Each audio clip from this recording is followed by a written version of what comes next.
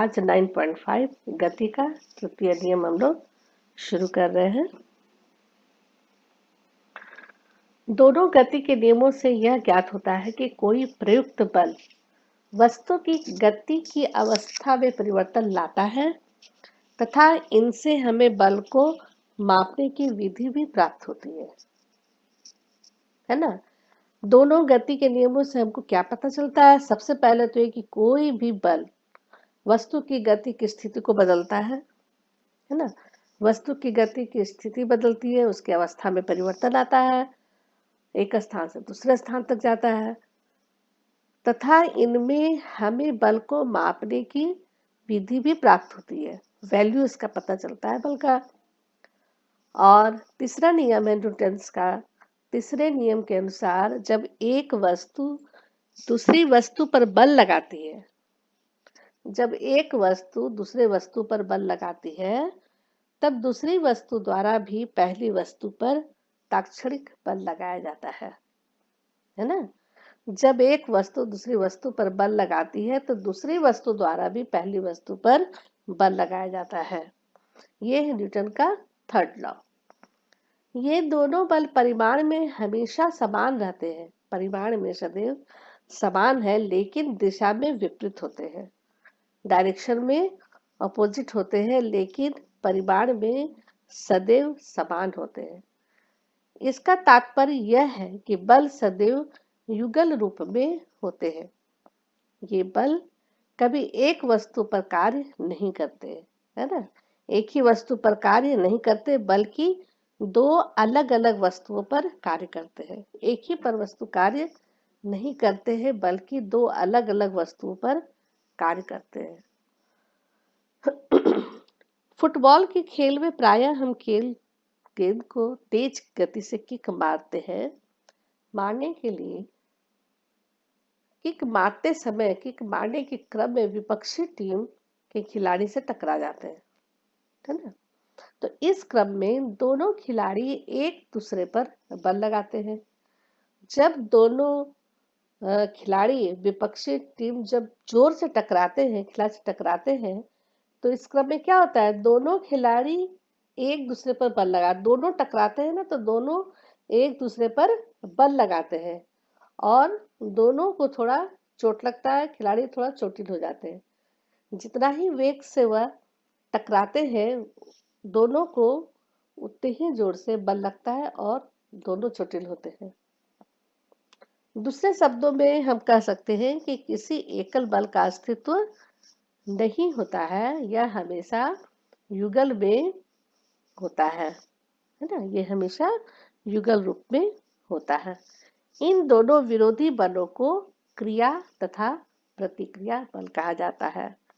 ये दोनों जो बल हुआ है ना, इसको कहेंगे क्रिया तथा प्रतिक्रिया, एक्शन एंड रिएक्शन फोर्स। ठीक है, क्या बोलेंगे?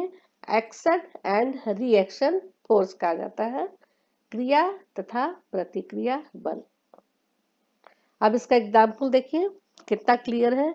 दो स्प्रिंग तुलाएं एक दूसरे से जुड़ी है, ठीक है। नीचे चित्र में दिखाया गया है, ये स्प्रिंग है, दो स्प्रिंग तुलाएं जिससे कि हम लोग मापते हैं, तौलते हैं। तो ये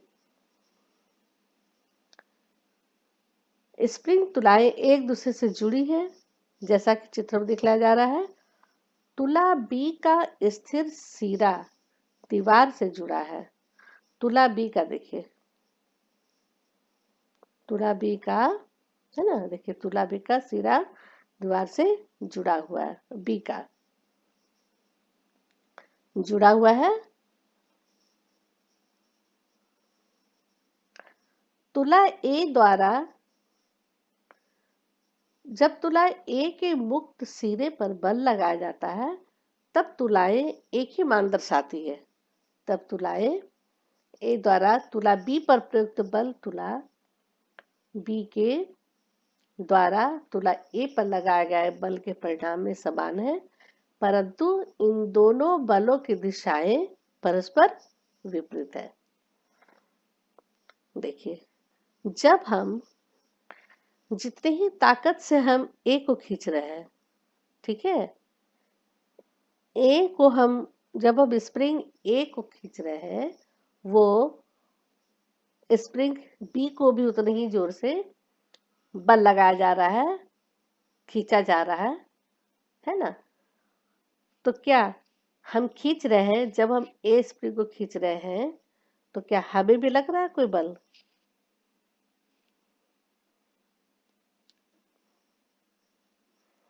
जितने ही ताकत से हम खींचते हैं, उतने ही ताकत से वह बी को भी तुला ए उसे खींच रहा है।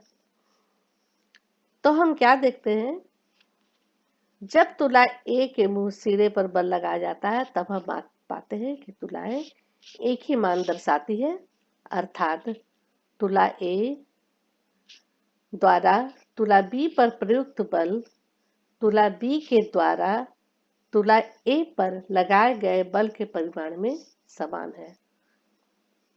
तुला ए द्वारा तुला बी पर प्रयुक्त बल तुला बी के द्वारा तुला ए पर लगाए गए बल के परिमाण में समान है, परंतु इन दोनों बलों की दिशाएं परस्पर विपरीत है।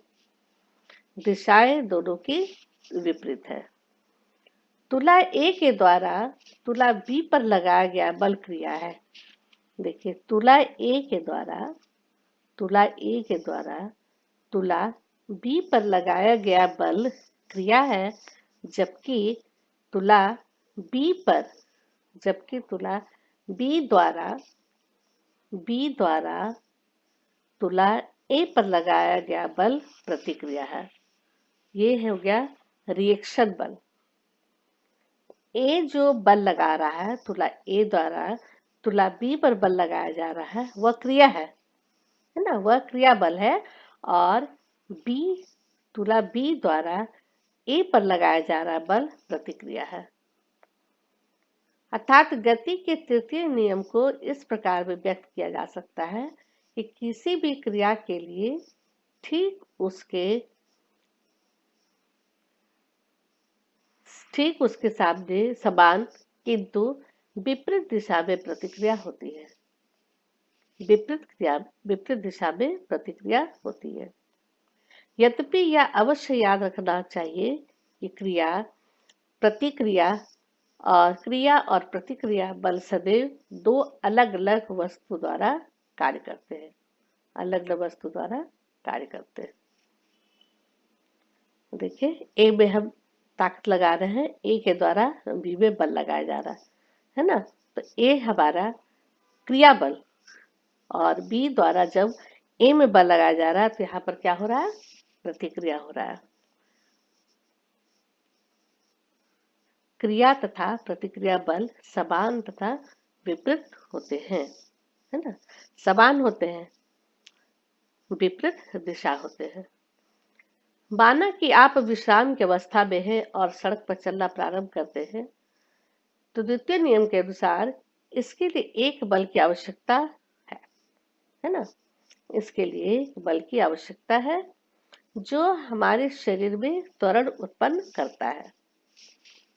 हमारे शरीर में त्वरण उत्पन्न करता है, वह कौन सा बल है? कोई तो बल है जो हमारे शरीर में त्वरण उत्पन्न करता है। क्या यह पेशीय बल है जो हम सड़क पर लगाते हैं? क्या यह बल हम उसी दिशा में लगाते हैं जिस दिशा में हम आगे बढ़ते हैं? नहीं, हम नीचे पृथ्वी की सतह को अपने पैरों से पीछे ढकेलते हैं। नीचे पृथ्वी की सतह को अपने पैरों से पीछे धकेलते हैं और सड़क भी हमारे पैर पर उतना ही प्रतिक्रिया बल विपरीत दिशा में लगाती है, जिसके प्रभाव से हम आगे की ओर बढ़ते हैं। है ना। हमें लगता है कि जब हम चलते हैं तो हम आगे की ओर ताकत लगा रहे हैं, आगे की ओर हम बल लगा रहे हैं, लेकिन ऐसा नहीं होता है। क्या यह बल हम उसी दिशा में लगाते हैं जिस दिशा पे हम आगे बढ़ते हैं? नहीं, बल हम पैरों से पीछे ढकेलते हैं। पैरों से हम पीछे ढकेलते हैं और सड़क भी हमारे पैर पर उतना ही प्रतिक्रिया विपरीत दिशा में लगाती है, वह विपरीत दिशा में लगाती है और हम आगे बढ़ते जाते हैं। इस तरह हम चलते हैं, है ना, इस तरह हम चलते हैं।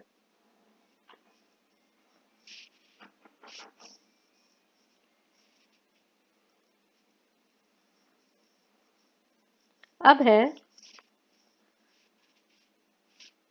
यह जानना आवश्यक है कि यद्यपि क्रिया और प्रतिक्रिया बल मान में हमेशा समान होते हैं, फिर भी ये बल एक समान परिमाण के त्वरण उत्पन्न नहीं कर सकते हैं। ऐसा इसलिए क्योंकि प्रत्येक बल अलग अलग द्रव्यमान की वस्तुओं पर कार्य करते हैं, है ना। इसको खूब ध्यान से समझिए। क्रिया और प्रतिक्रिया बल मान में हमेशा समान रहते हैं, लेकिन दिशा अलग, विपरीत दिशा। और ये बल एक समान परिमाण में त्वरण उत्पन्न नहीं कर सकते हैं, क्योंकि प्रत्येक बल अलग अलग द्रव्यमान की वस्तुओं पर कार्य करते हैं। जरूर नहीं कि दोनों का द्रव्यमान, दोनों वस्तुओं का द्रव्यमान समान हो, है ना। जरूर नहीं कि दोनों का द्रव्यमान एक बराबर हो, तो एक समान परिमाण के त्वरण उत्पन्न नहीं कर सकते हैं, इसलिए क्योंकि प्रत्येक बल अलग अलग द्रव्यमान की वस्तुओं पर कार्य करते हैं।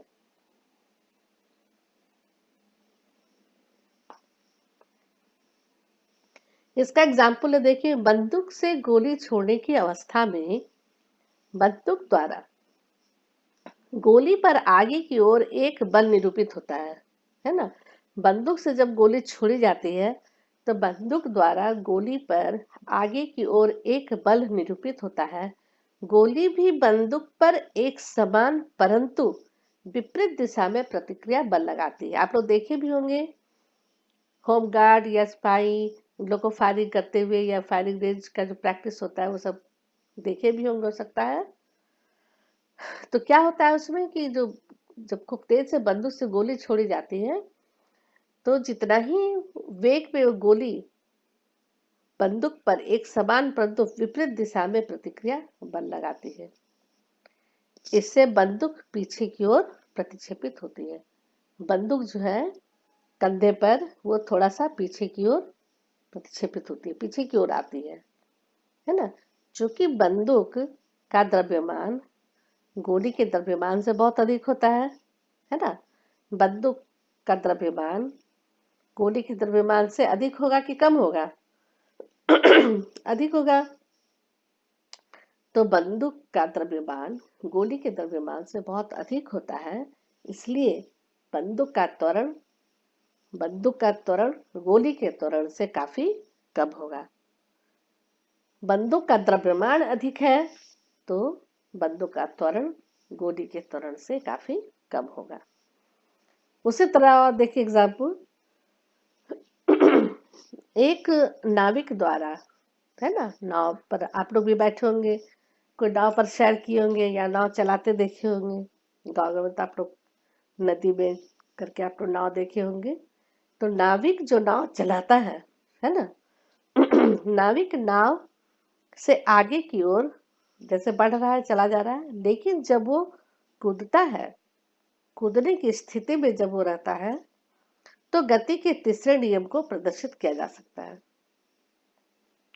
एक नाविक द्वारा नाव से आगे की ओर कूदने की स्थिति में गति के तीसरे नियम को प्रदर्शित किया जा सकता है। नाविक जैसे ही आगे की ओर कूदता है, जैसे ही नाविक आगे की ओर कूदता है, तो नाव पर लगने वाला प्रतिक्रिया बल नाव को पीछे की ओर ढकेलता है। ठीक है, आप लोग बैठे होंगे तो इसको महसूस किए होंगे कि जब हम नाव से उतरते हैं, नाविक उतर करके आगे जैसे बढ़ते हैं तो लगता है कि बोट पीछे चला जा रहा है और हम गिर जाएंगे, ऐसा ही महसूस होता है ना। तो नाविक आगे की ओर कूदता है और नाव पर लगने वाला प्रतिक्रिया बल पीछे की ओर नाव को ढकेलता है। उसमें डर भी लगता है कि पानी में गिर न जाए। तो ये देखिए 9.11 में बंदूक गोली पर लगने वाला त्वरित बल तथा बंदूक का प्रतिक्षेपण। जब गोली खूब तेज वेग से छूटती है, गोली पर लगने वाला त्वरित बल, है ना, छूटती है, तो बंदूक पर आरोपित प्रक्षेपित बल देखिए पीछे की ओर थोड़ा सा होता है ना। उसी तरह जब नाविक नाव से उतरता है या कूदता है तो क्या होता है, नाव पीछे की ओर घसक जाता है, पीछे की ओर ढकेलता है। नाविक के आगे की ओर कूदने की स्थिति में नाव पीछे की ओर गति करती है ना। ये क्या होता है, प्रतिक्रिया बल नाव को पीछे की ओर ढकेलता है। नाविक आगे की ओर कूदता है तो नाव पर लगने वाला प्रतिक्रिया बल नाव को पीछे की ओर ढकेलता है। जैसे आपने बंदूक का एग्जाम्पल देखे, पीछे की ओर ढकेलता है प्रतिक्षेपित बल, और यहाँ पर नाव जो है वह पीछे की ओर, है ना, अपोजिट डायरेक्शन में आता है। ठीक है, यहाँ तो समझ में आ गया। एग्जाम्पल याद रखिएगा तो आप लोग को बहुत आसान होगा समझने में। अब उसी तरह है कि क्रियाकलाप 9.4 में हम देख रहे हैं, दो बच्चों को पहिए वाली गाड़ी पर खड़ा होने को कहें, जैसा कि चित्र 9.13 में दिया गया है। उन्हें बालू से भरा थैला या कोई भारी वस्तु दे दे और उन थैले को लपकते हुए खेलने को कहे।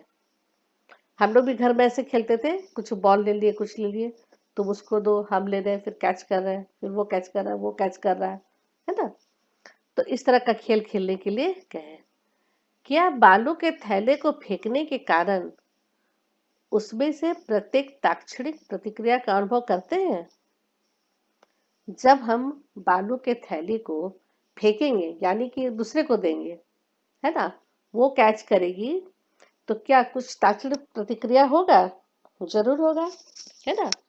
वो उसको फेंकेगा, दूसरा बंदा कैच करेगा, फिर वो उसको फेंकेगा, वो उसको कैच करेगी, तो दोनों में प्रतिक्रिया का अनुभव होगा। गाड़ी के पहिए पर कोई सफेद रेखा खींच दे ताकि जब वे दोनों बच्चे थैले को फेंके तो गाड़ी की गति का अवलोकन किया जा सकेगा। जब भी कैच करेंगे तो ये थोड़ा सा पीछे हटेगा, थोड़ा सा पीछे हटेगा, फिर कैच करके फिर पीछे हटेगा, फिर पीछे हटेगा, है ना। उसी तरह ये जब थैला इस लड़के को देगी, है ना, वो जब कैच करता है तो वो भी पीछे की ओर, थोड़ा सा पीछे की ओर जाएगा। जब जो कैच करेगा फिर पीछे की ओर हो जाएगा, पीछे की ओर जाएगा। अब क्या करते हैं कि दो बच्चों को किसी एक गाड़ी पर खड़ा कर दे तथा एक अन्य बच्चे को दूसरी गाड़ी पर। तब हम देखते हैं कि गति के द्वितीय नियम को देख सकते हैं, क्योंकि इस अवस्था में यह बल अलग अलग त्वरण उत्पन्न करेगा। जब दो बच्चों को किसी एक गाड़ी पर खड़ा कर देंगे तो क्या होगा, दो बच्चों को हम एक साथ खड़ा कर देंगे, है ना, और एक बच्चे को दूसरी गाड़ी पर, तो उससे क्या होगा, यहाँ पर दोनों का एक पर द्रव्यमान बहुत अधिक हो जाएगा, होगा ना। एक बच्चे के साथ हम दूसरे बच्चे को खड़ा कर देंगे तो द्रव्यमान बहुत अधिक हो जाएगा, जस्ट डबल हो जाएगा, और एक अन्य बच्चे को दूसरी गाड़ी पर रखेंगे तो उसका द्रव्यमान बहुत कम रहेगा। यहाँ गति के द्वितीय नियम को देख सकते हैं, क्योंकि इस अवस्था में यह बल अलग अलग त्वरण उत्पन्न करेगा।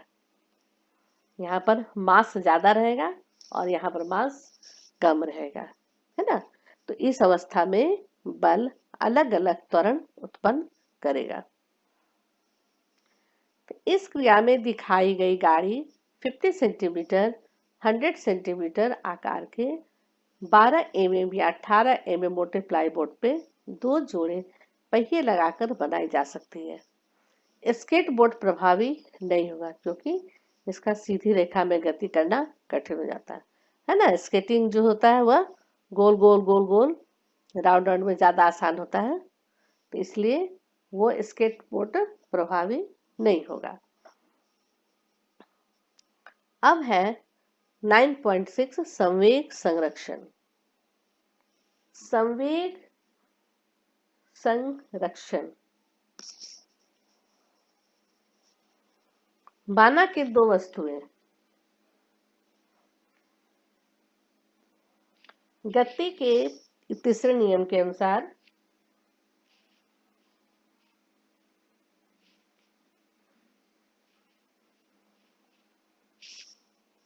हाँ, एक चीज और मैं आप लोगों को बता देती हूँ।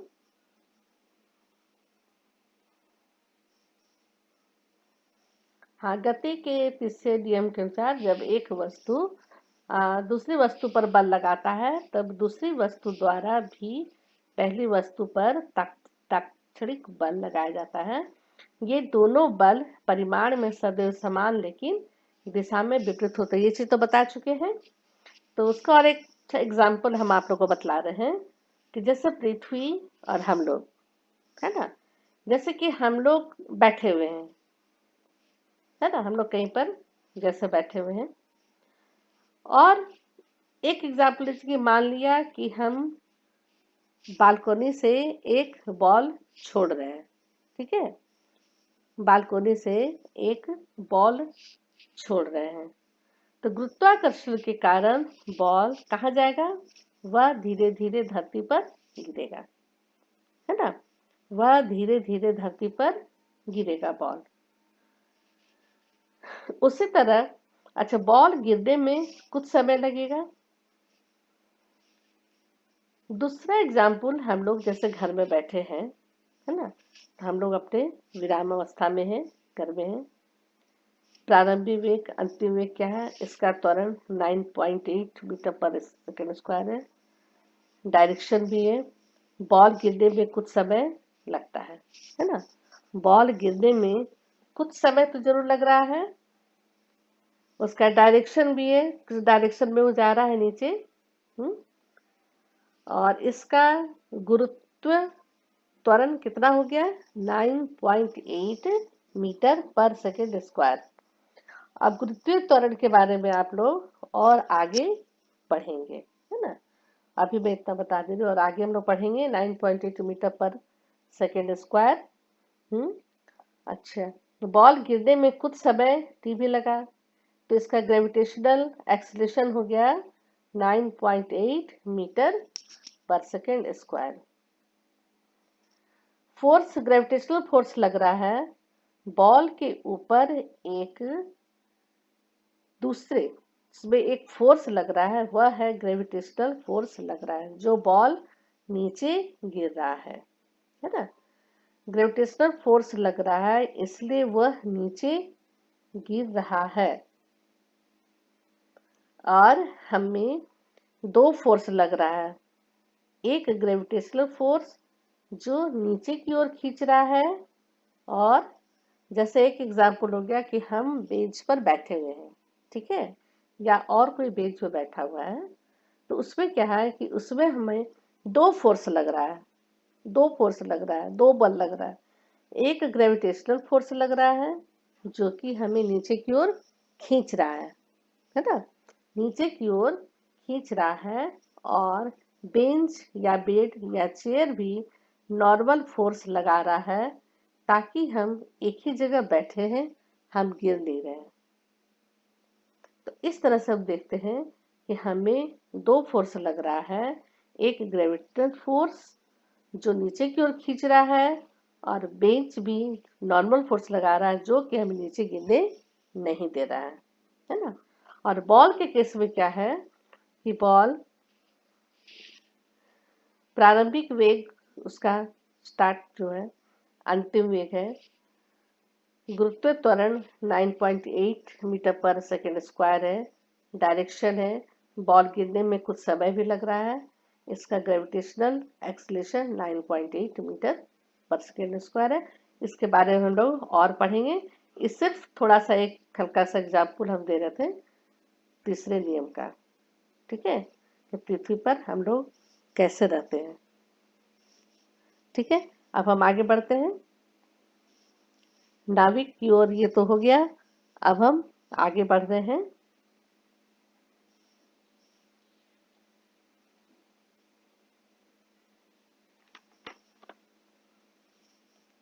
अब हम पढ़ रहे हैं संवेग संरक्षण, यानी कि law of conservation of momentum, है ना, कंजर्वेशन ऑफ मोमेंटम, इसके बारे में अब हम लोग थोड़ा जानेंगे।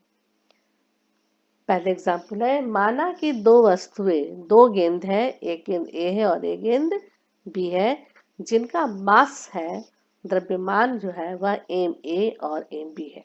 हाँ, मास है, चूंकि दो गेंद है तो उनका मास है एम ए और एम बी। एक ही सरल रेखीय दिशा में अलग अलग वेग क्रमशः, अलग अलग वेग हो जाएगा क्रमशः यू ए और यू बी से गति कर रही है।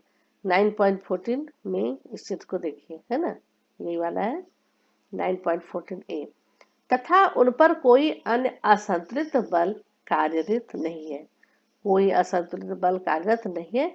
माना कि यू ए बड़ा है यू बी, माना कि यू है जो है यू ए यू बी से बड़ा है, और दोनों गेंद एक दूसरे से टकराती है, जैसा कि चित्र में दिखलाया जा रहा है। दोनों गेंद यहाँ पर एक दूसरे से टकराती है बी में। हाँ, माना कि टक्कर का समय टी है, कुछ तो समय लगा, उस समय है टी, और इस क्रम में गेंद ए, गेंद बी, गेंद ए जो है वह गेंद बी पर बल लगाती है,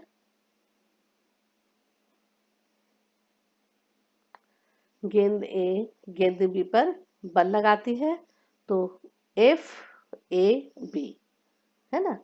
जब ए बी पर बल लगाती है तो हम क्या इसको डिनोट करेंगे, एफ ए बी बल लगाती है, तथा गेंद बी, अब गेंद बी ए पर बल लगाती है तो हम लिखेंगे गेंद एफ बी ए बल लगाती। माना कि टकराने के बाद गेंद ए और गेंद बी, है ना, गेंद ए और बी का वेग क्रमशः वी ए और वी बी है। टकराने के बाद क्या हो जाएगा, वी ए और वी बी, टकराने के पश्चात के बाद। दो गेंदों की टक्कर में संवेग संरक्षण, दो गेंदों के टक्कर में कंजर्वेशन ऑफ मोमेंटम क्या है, देखिए 9.1 से गेंद ए का संवेग टकराने के कारण, टकराने से पहले और बाद में क्रमशः एम ए यू ए, है ना, मास ए एम ए यू ए और एम ए और वी ए, संवेग टकराने के पहले और बाद में क्रमशः, पहले क्या हो गया एम ए यू ए, ठीक है, और टकराने के बाद क्या हो गया M A V A, M A V हो गया टकराने के बाद होंगे। अब संवेग में परिवर्तन की दर या एफ ए बी क्रिया, ए बी हो गया क्रिया बल और टकराने के समय हो गया M A V A minus U A by T, टकराने के बाद हो गया V A minus U A by T. उसी तरह गेंद बी के संवेग परिवर्तन की दर, अब गेंद बी, है ना, गेंद बी के संवेग के परिवर्तन का दर हो गया एफ बी ए, यह प्रतिक्रिया हुआ, यहाँ क्या था एफ ए बी क्रिया, अब टकराने के बाद संवेग परिवर्तन की दर अब हो गया प्रतिक्रिया, तो एफ बी ए, हाँ, प्रतिक्रिया बल, ये टकराने के समय, अब यहाँ पर क्या लिखेंगे हम, ये M A V A minus U A by T, यहाँ हम लिखेंगे टकराने के बाद M B B V minus U B by T, ये बाद का है और ये पहले का है। इसको खूब ध्यान से समझिए, गेंद जब टकरा रहा है ना, तो ए और बी जब टक्कर मारता है, जब दोनों टकराते हैं तो टकराने के पहले का सूत्र, टकराने के पहले का संवेग में परिवर्तन की दर जो है एफ ए बी, यह क्रिया बल, और एफ बी ए प्रतिक्रिया, हाँ, और टकराने के समय होगी M A V A minus U A by T. और उसी तरह बी के संवेग परिवर्तन हो जाएगा M B V B minus V A by T, है ना। बस एक बार समझ लीजिएगा तो आप लोग खुद फॉर्मूला से इसको यहाँ पर पुट कर लीजिएगा। तब यहाँ पर ऐसे हो गया। अब गति के तृतीय नियम के अनुसार गेंद ए के द्वारा गेंद बी पर लगाया गया एफ ए बी, ए के द्वारा लगाया गया बी पर, तो हम लिखेंगे एफ ए बी, तथा गेंद बी के द्वारा लगाया गया बल बी ए एक दूसरे के बराबर और विपरीत होगा, एक दूसरे के बराबर होगा और विपरीत होगा। ठीक है, तो एक दूसरे के बराबर होगा तो हम इसको कैसे लिखेंगे, एफ ए बी बराबर एफ बी ए, टकराने के पहले और टकराने के बाद एफ ए बी तथा गेंद बी के द्वारा लगाया गया बल एफ बी ए एक दूसरे के बराबर और विपरीत। देखिए एक दूसरे के बराबर हम लिखे हैं और विपरीत है, इसलिए यहाँ पर कौन सा चिन्ह दिए, माइनस। इस छोटा छोटा चीज को आप लोग ध्यान दीजिएगा तो समझ जाएगा कि सूत्र कैसे लिखा जाता है, और फिर सूत्र में कोई प्रॉब्लम नहीं, आराम से आप इसको लिखिएगा। क्यों, विपरीत दिशा है इसलिए हमने यहाँ पर क्या लिखा, माइनस, और ये बराबर का है। अब इसको हम क्लियर करेंगे, या एम ए, है ना, एम ए, यहाँ देखिए M A F A B, F A B, F A B के जगह पर हम लिखेंगे M A V A minus V A by T बराबर माइनस एम बी, जैसे एम ए था वैसे M B V B minus U B by T, है ना। इतना को हम इतना ऐसे लिखें, ठीक है, इसको हम इतना लिखें और इसको हमने इतना लिखा। अब इसको सॉल्व करेंगे तो क्या हो जाएगा, M A U A plus M B U B is equal to M A V A plus M B V B, है ना, एम बी और वी बी। अब टी और टी गायब हो गया।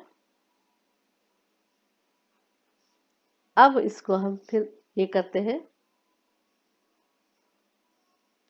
गेंदों को टकराने के पहले, हाँ, और टकराने के पहले गेंद ए और बी का कुल संवेग M A U A plus M B और यू बी तथा टकराने के बाद कुल संवेग M A V A plus M B V B है।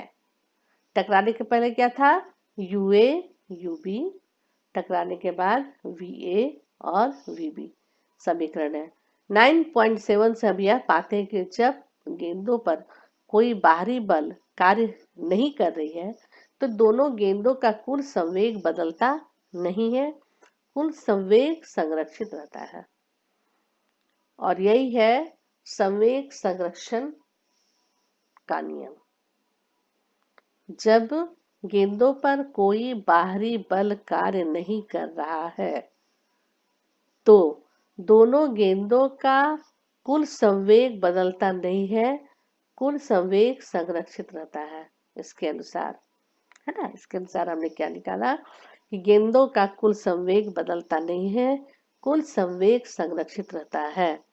इस प्रयोग के आधार पर हम कह सकते हैं कि दो वस्तुओं के संवेग का योग टकराने से पहले और टकराने के बाद भी बराबर रहता है ना। इतना जो हमने अभी निकाला तो हमने क्या देखा, टकराने के पहले और टकराने के बाद भी दोनों के संयोग का, दोनों वस्तुओं के संवेग का योग टकराने के पहले और टकराने के बाद बराबर रहता है, जबकि उन पर कोई असंतुलित बल कार्य न कर रहा हो, है ना, जबकि उन पर कोई भी बाहरी फोर्स नहीं लग रहा हो। तब तक वे दोनों टकराने के पहले और टकराने के बाद दोनों वस्तुओं का संवेग का योग एक बराबर रहेगा। ठीक है, इतना समझ में आ गया होगा उम्मीद है। इसको ध्यान में रखना है कि जब तक कोई बाहरी बल असंतुलित बल कार्य नहीं कर रहा हो तब तक इसे टकराने के पहले और टकराने के बाद दो वस्तुओं के संवेग का योग हमेशा बराबर रहेगा, और इसे ही हम संवेग संरक्षण का नियम कहते हैं, law of conservation of motion, है ना, law of conservation of momentum, conservation of momentum. इसे इस प्रकार भी व्याख्या कर सकते हैं कि दो वस्तुओं का कुल संवेग टकराने की प्रक्रिया में अपरिवर्तनीय या संरक्षित रहता है ना। इसको हम ऐसे भी कह सकते हैं कि दो वस्तुओं का कुल संवेग, दो वस्तुओं का कुल संवेग टकराने की प्रक्रिया में अपरिवर्तनीय या संरक्षित रहता है। वही टकराने पर भी, टकराने के पहले भी, टकराने के बाद भी, टकराने पर भी अपरिवर्तनीय या संरक्षित रहता है। ठीक है, तो ये है हमारा संवेग संरक्षण का नियम। अब क्रियाकलाप हम थोड़ा सा बतला देते हैं आप लोग को। एक बड़े आकार का गुब्बारा लें और इसे पूरी तरह हवा से भर लें। इसके मुंह को धागे से बांध दें। इसकी सतह पर किसी चिपकाने वाली टेप की सहायता से चित्र के अनुसार एक स्ट्रॉ, प्लास्टिक की पत्ती नली लगा दें।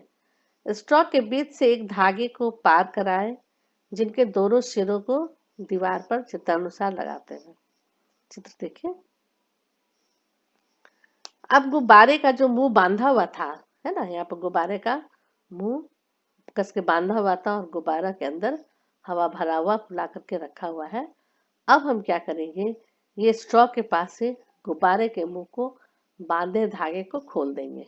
हाँ, जब धागा को खोल देंगे तो हम क्या देखेंगे, गुब्बारे में भरी हवा धीरे धीरे धीरे उसके मुंह के पास, मुंह से बाहर की ओर निकलने लगेगी। निकलेगी ना, गुब्बारा जो भरा हुआ रहेगा तो उसका तो वायु निकलेगा ही बाहर, तो उसके अंदर की वायु जो है सो धीरे धीरे बाहर निकलती है, और स्ट्रॉ जो है वह धीरे धीरे गति की दिशा का अवलोकन करता है।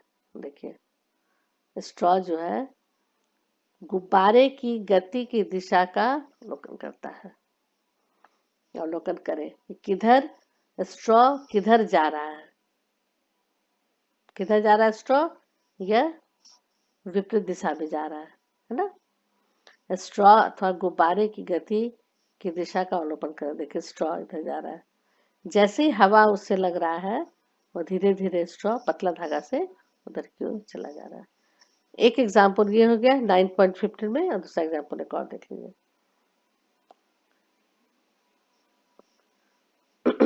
एक कांच की एक परख नली ले, टेस्ट ट्यूब ले, थोड़ा सा उसमें पानी डाल दे। ठीक है, पानी डाल दें और उस परख नली के मुंह को कॉर्क से बंद कर दें, स्टॉप कॉर्क को से लगा करके उसको बंद कर दें। अब चित्र के अनुसार हम दर्शाते हैं। अब परख नली को दो धागों के द्वारा स्टैंड पर क्षैतिज दिशा में लटकाते, टेढ़ा जैसे हल्का सा क्षैतिज दिशा में लटकाते हैं, और टेस्ट ट्यूब में जो पानी भरा हुआ है उसके अंदर पानी भरे हैं। उस पानी को फिर हम बर्नर की सहायता से परख नली को धीरे धीरे गर्म करते हैं, और गर्म करते हैं, इतना गर्म करते हैं कि भाप बनना शुरू हो जाए, है ना। परख नली को तब तक गर्म करते हैं जब तक कि परख नली का पानी वाष्पित न हो जाए। भाप जब तक बनना न हो जाए तब तक उसको हम गर्म करेंगे। और तो हम क्या देखते हैं कि जब पानी जब गर्म होता है, जब भाप बनने लगता है, तो हम क्या देखते हैं, कॉर्क जो है, इसका ढक्कन जो है वह धीरे धीरे बाहर की ओर आने लगता है ना। जितना जैसे से वाष्प बनते जा रहा है, अंदर भाप तैयार होते जा रहा है, बर्नर जलता जा रहा है, उसको हीट मिलता जा रहा है ना, उसको ऊष्मा मिलता जा रहा है, वह धीरे धीरे भाप और बनता जा रहा है, और उसका कॉर्क जो है सो बाहर की ओर निकलता जा रहा है। तो हम पाते हैं कि परख नली कॉर्क की गति की विपरीत दिशा में प्रक्षेपित हो रही है ना। कॉर्क जो है वह परख नली में जो कॉर्क लगा हुआ है वह कॉर्क की गति की विपरीत दिशा में प्रक्षेपित होती है। है ना, मैकेनिकल है।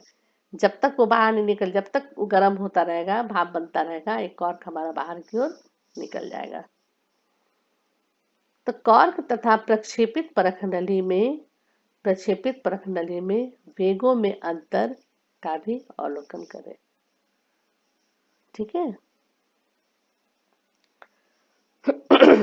आज हम यहाँ तक रहने देते हैं 9.16 तक।